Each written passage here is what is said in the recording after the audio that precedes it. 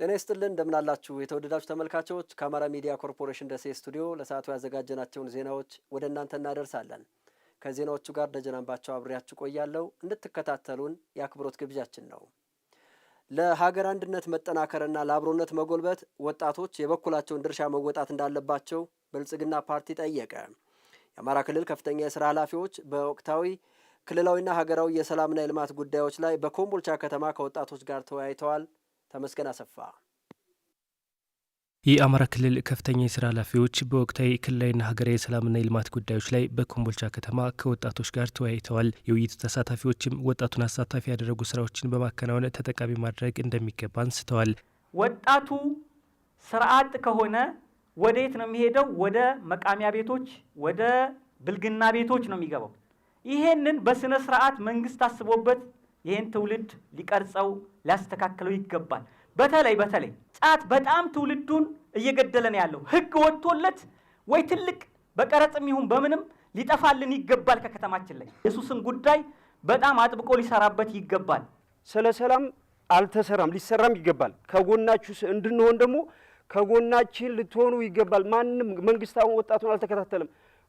ወርቅ ይሄ ወጣት አሁን ይሄ ወጣት አይደለም ይሄን ከተማ ይህንን አገር ማገዝ ይችላል። እዚህ ያለው ወጣት እንግዲህ ወጣት በችኩለትም ሊሆን ይችላል፣ በተረጋጋ መንገድ ብዙ ጥያቄዎችን ግራና ቀኝ ያቀርባል። የመንግስት አመራሩ ወጣቱን አልባሌ ቦታ ያለው ወጣት አልባሌ ነህ ብሎ ከመግፋት ይልቅ ወደ ሰላሙና ወደ መልሶ ማልማቱ ወደ ልማቱ የሚመጣበትን መንገድ ቢያመቻች ጥሩ ነው ብዬ ነው የማስበው። በብልጽግና ፓርቲ የአማራ ክልል ቅርንጫፍ ጽህፈት ቤት የአደረጃጀት ዘርፍ ኃላፊ ፍስሐ ደሳለኝ ኮምቦልቻ ያላትን ጸጋ በመለየት እያከናወነች ያለው የልማት ስራ አበረታች መሆኑን ገልጸዋል። በወጣቶች የተነሳውን የመልካም አስተዳደር ጥያቄዎችን ለመፍታት ዋና ትኩረት አድርገን እንሰራለንም ብለዋል። ከመልካም አስተዳደር ስራዎች ጋር በተያያዘ በርካታ ጉዳዮች አንስታችኋል። እውነት ነው፣ ችግሮች አሉ። ስለዚህ የአገልግሎት በእጅ መንሻ ነው። መታወቂያ ለመጠየቅ እንጠየቃለን እና ሌሎች ጉዳዮችን ብላችሁ የለያችሁት ፓርቲው አንድ ህዝብን እያማረረ ያለ ጉዳይ ከአገልግሎት አሰጣጥ ጋር የተያያዙ ጉዳዮች ብሎ ቆጥሮ በራሱን በስውር ጥናት ጭምር አጥንቶ የዓመቱ ዋና የርብርብ ማዕከላችን መሆን አለበት መፍታት አለበት ብለን አቅደን ርብርብ እያደረግን ነው። ግን ደግሞ ያው ውስጥ ላይ አንዳንድ ሌባ ስለማይጠፋ የሚያድፈነፍን ይሄን በጋራ ተባብሮ ህዝቡም የመረጃ ምንጭ ሆኖ የመፍትሄ አካል ሆኖ በጋራ ከተረባረብ መፍታት ስለምንችል እኔና መሰል ጉዳዮችን ያነሳችኋቸው ቆጥረን ይዘናል። ለመፍታት ጥረት ይደረጋል። በብልጽግና ፓርቲ የአማራ ክልል ቅርንጫፍ ጽህፈት ቤት ኃላፊ ይርጋ ሲሳይ ወጣቶች በሀገር ግንባታ ሂደት ያሉ ምቹ ሁኔታዎችን በመጠቀም መስራት አለባችሁ ብለዋል። የኢትዮጵያ ህልውና በወጣቱ ላይ የተመሰረተ በመሆኑ ወጣቶች ለሀገር አንድነትና አብሮነት መስዋዕትነት መክፈል አለባችሁም ብለዋል። እኛ የምንፈልገው ሀሳባችሁን ነው። እኛ የምንፈልገው እውቀታችሁን ነው።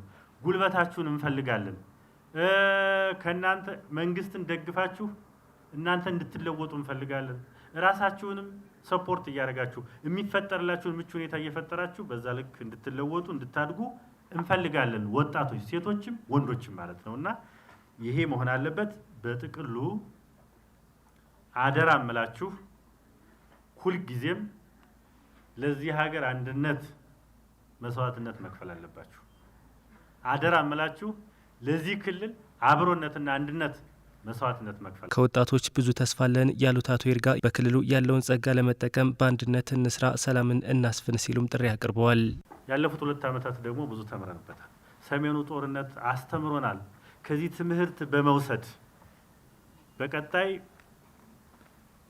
አንድነት፣ አብሮነት፣ በጋራ ማደግ፣ በፍትሃዊነት መለወጥ፣ መበልጸግ የሚባሉ እሴቶችን ይዘን ከሰራን እርግጠኛ ነኝ አማራ ክልል ላይ የሌለ አቅም የለም፣ የሌለ ጸጋ የለም። ይሄ ክልል ያድጋል። ታዲያ ይሄን ለማድረግ ከተማችን ሰላም ማስፈን አለብን።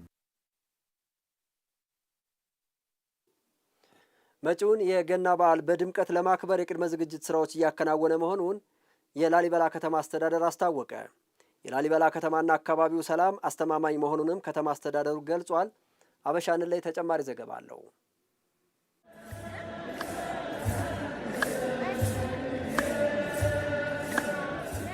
የሰው ልጅ እጆች ድንቅ ፈጠራ ለክርስትና እምነት ተከታዮች የዳግማዊ ኢየሩሳሌም ተምሳሌት የተቀደሰ የእምነት ቦታ፣ ለዓለም ሁሉ ቱሪስቶች ደግሞ በዩኔስኮ የተመዘገቡ የሰው ልጅ በሕይወት ዘመኑ ሊጎበኛቸው ከሚገቡ ተአምራዊ ታሪካዊ ቅርሶች አንዱ የቅዱስ ላሊበላ ውቅር ቤተ ክርስቲያናት። ታዲያ እኒህ ቤተ ክርስቲያናት በዓመት አንዴ አንድ በዓልን በልዩ ድምቀት ያከብራሉ። ጌታችን የመድኃኒታችን የኢየሱስ ክርስቶስን የመወለድ ብስራት ገናን። በዘንድሮ ዓመትም ገና በዓልን በልዩ ሁኔታ ለማክበር ሰፊ ቅድመ ዝግጅት ላይ ነን ይላሉ የላሊበላ ከተማ ከንቲባ መሳይ ወዳጄ። የበዓሉ ዝግጅት እንግዲህ እንደ አጠቃላይ ዘንድሮ ሰፋ ባለ እና ድምቀት ባለው የገና በዓልን እናከብራለን። የገና በዓል ሲከበር አጠቃላይ እንደ ኦርቶዶክስ እምነት ተከታዮቹ እንደ መላው ኢትዮጵያ ነው፣ ለመላው የዓለም ሕዝብም ገናን በላሊበላ ሲከበር ለየትና ድምቀት የሚያደርገው መወለዱ የሚበሰርበት ካህናቶች፣ የሃይማኖት አባቶች ከፍተኛ ወረብ የሚያሰሙበት ሁኔታ ነው ያለው። የቅድመ ዝግጅቱን ስራ ስንወስድ የተሻለ ቅድመ ዝግጅት አድርገናል። አጠቃላይ ያሉን ሆቴሎች ለእንግዶች እንዲቀበሉ ምቹ ሁኔታ እንዲፈጥሩ ካሁን ጀምሮ ቅድመ ዝግጅት የተደረገ ነው። ሁለተኛ የአካባቢው ማህበረሰብ ያለውን ሁኔታ በመውሰድ የቅድመ ዝግጅት ስራ እየተሰራ ነው። ጽዳት፣ እንግዶች የሚያርፉበት ቦታ ካሁኑ እና አጠቃላይ የጸጥታን ስራ መሰረት በማድረግ ስራዎች እየተሰሩ ያለበት ሁኔታ ነው ያለው።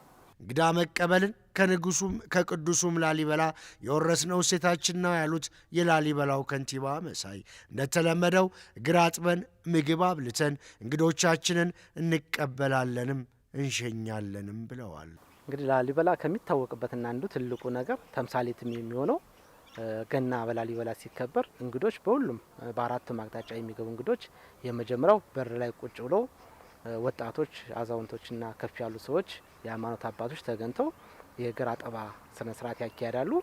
እግር አጠባ ከተካሄደ በኋላ በየቀኑ የሚገቡት እንግዶች እግራቸውን ታጥበው ነው የሚገቡት። ማህበረሰቡ ያጥባል። እሱን ካጠበ በኋላ በየቦታው የሚገኙ ሁሉም በተለይ አቅመ ደካማ የሚሆን ወጣት የሚሆን ሽማግሌ የሚሆን የምግብ ዝግጅት ይካሄዳል። ሁሉም ቦታዎች የሚያርፉባቸው ቦታዎች ውሃ፣ መሰረተ ልማት ይሟላላቸዋል። መብራትም እንዲኖራቸው ይደረጋል። ማህበረሰቡ የተለመደ እንግዳ አቀባበሉን ዘንድሮ በተለየ ከባለፉትና ከባለፉት ዓመታት ከነበረው ሁኔታ ለመውጣት ከፍ ባለ ዝግጅት እየተካሄደ ያለበት ሁኔታ ነው ያለው። ካሁኑ ኮሚቴ ተቋቁሞ እንግዳ የሚቀበል አጠቃላይ ሰላምና ሁኔታውን የሚጠበቅ የሚቆጣጠር ኮሚቴ ተቋቁሞ ወደ ስራ የገባበት ሁኔታ ነው ያለው። ላሊበላ ከተማ ሙሉ ሰላም ላይ ናት ያሉት ከንቲባው ሁሉም ሕዝብ መጥቶ ገናን በቅዱሱ ቦታ እንዲያከብር ቦታውን ያላየውም ይጎበኘው ዘንድ መልእክት አድርሰዋል። 2018ን ገናን በዓል በላሊበላ ኑን እናክብር አብረን የሚል ነው ያለኝ። ከሰላሙ ጋር በተያያዘ ሰላም ነው የተለመደው ላሊበላ ላይ ሰላም ነው። ገናን እስኪ ነው በጸጥታም ችግር ይሁን በምንም ይሁን ጉዳት ደርሶበት የሄደ እንግዳ የለንም። በመልካም አቀባበል፣ በመልካም መስተንግዶና በመልካም ሽኝት ነው የምናደርገው። ሰላም ነው ኑተለ ሰላም መሆኑን ደግሞ ኑና አረጋግጡ። በዓሉን ከጌታችን ከኢየሱስ ክርስቶስ ጋር ደጋበግ ተገናኘ እናክብር የሚል መልእክት ነው ያለው።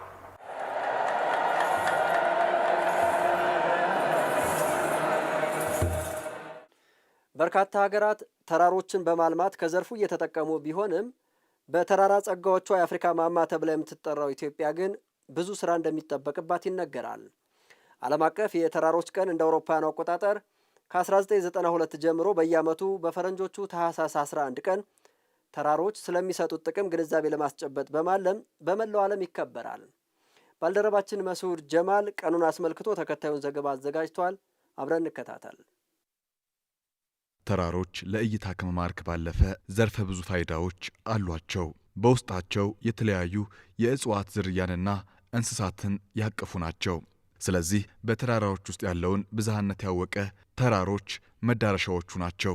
ንጹሕ አየር ለማጣጣም፣ ድባቴን ለማባረር፣ አካልና አእምሮን ለማደስ ዓለም በስፋት ይገለገልባቸዋል። ተራራን መውጣት የዋዛ አይደለምና ቱሪስቶች ተራራን በመውጣት አንድም ራስን ለመፈተሽ ከተሳካም የአሸናፊነት ስነ ልቦናን ለማዳበር ይጠቀሙባቸዋል። ከዛም አልፈው የተራራ ላይ ብስክሌት ውድድርን ያዘጋጁባቸዋል። የተራራውን አቀማመጥ እንደ መልካም ዕድል በመጠቀምም በኬብል ትራንስፖርት ጎብኚዎች እንዲዝናኑና ተራራውን እንዲናፍቁ በማድረግም ተራሮች በስርዓት ከተጠበቁና ከለሙ ሁነኛ የቱሪስት መዳረሻ ሊሆኑ እንደሚችሉ አሳይተውናል። የተራራ ቱሪዝም ከዓለም አቀፍ የቱሪስት ፍሰት ከ9 እስከ 16 በመቶ የሚሆነው እንደሚሸፍን በ2019 የተደረገ ጥናት ያመለክታል። የተራሮቻቸውን ጸጋ የተጠቀሙ ሀገራት በቱሪስቶች ሲጨናነቁ እንታዘባለን።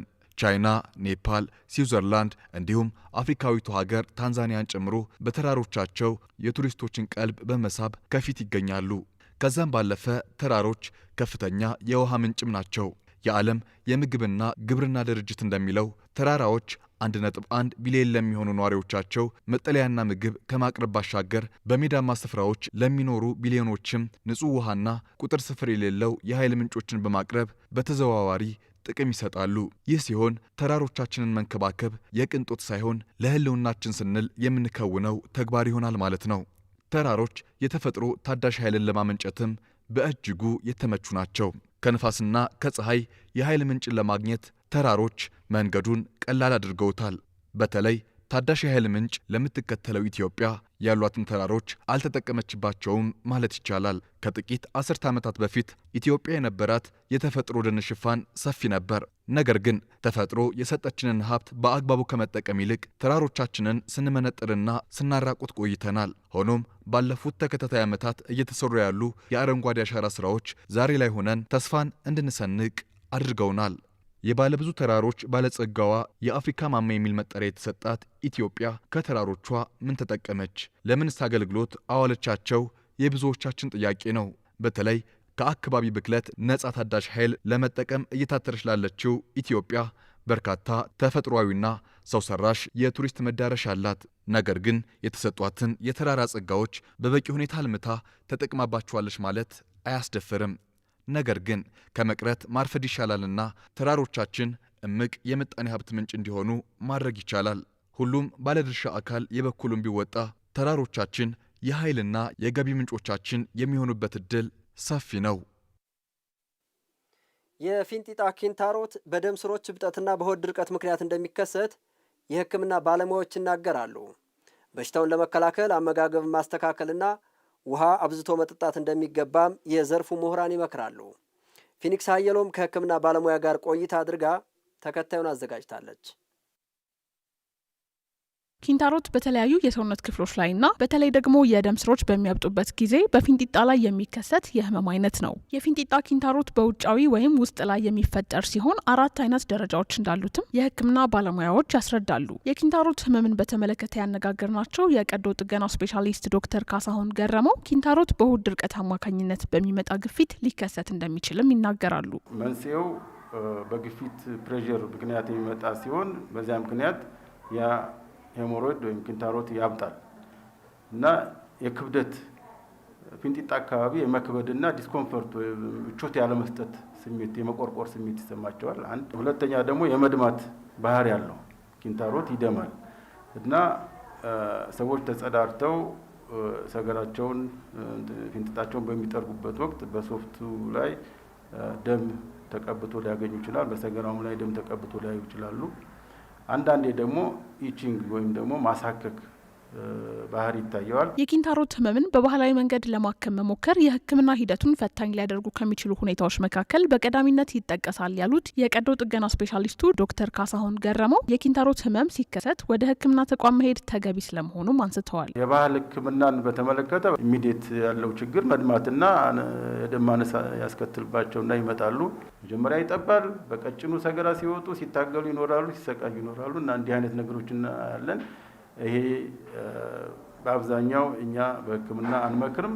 እንዲህ አይነት ነገሮች ስላሉ ይሄንን ታካሚዎች አውቀው ወደ ህክምና ማዕከል ቢሄዱ የተመረጠ ይሆናል። ኪንታሮትን ለማከም የተለያዩ የህክምና አማራጮች መኖራቸውን የገለጹት ዶክተር ካሳሁን ኪንታሮቱ 3ኛና 4ኛ ደረጃ ላይ በሚደርስበት ጊዜ የቀዶ ጥገና ህክምና እንደሚደረግም ገልጸዋል። ሰገራን የሚያለሰልሱ መድኃኒቶች ሐኪም በማማከር እነዚያን መጠቀም ይቻላል። ህመም ሲኖር ደግሞ የህመም መድኃኒቶች ፓራሲታሞልና አይቡፕሮፌን የመሳሰሉ መድኃኒቶች በጣም ጠቃሚ ናቸው። ሌላውና የመጨረሻው እና ዋነኛው ህክምና ደግሞ ሰርጀሪ ነው ወይም ቀዶ ጥገና ነው የሚደረገው። ይህ በአብዛኛው 3ኛውና 4ኛ ደረጃ ላይ በሚደርስበት ወቅት ጠቅላላ ሰርጅን ጋር በመሄድ ታካሚዎች ከሐኪማቸው ጋር መመካከርና የትኛው አማራጭ እንደሚሻል መምረጥ በጣም ወሳኝ ነው። የኪንታሮት ህመምን ለመከላከል የመጀመሪያው የአኗኗር ዘይቤን ማስተካከል መሆኑን የገለጹት የቀዶ ጥገና ስፔሻሊስቱ ዶክተር ካሳሁን ገረመው አመጋገብን ማስተካከል፣ ውሃን በብዛት መጠጣትና መጸዳጃ ቤት ለረጅም ጊዜ አለመቀመጥ ከመከላከያ መንገዶች መካከል ተጠቃሽ ናቸውም ብለዋል።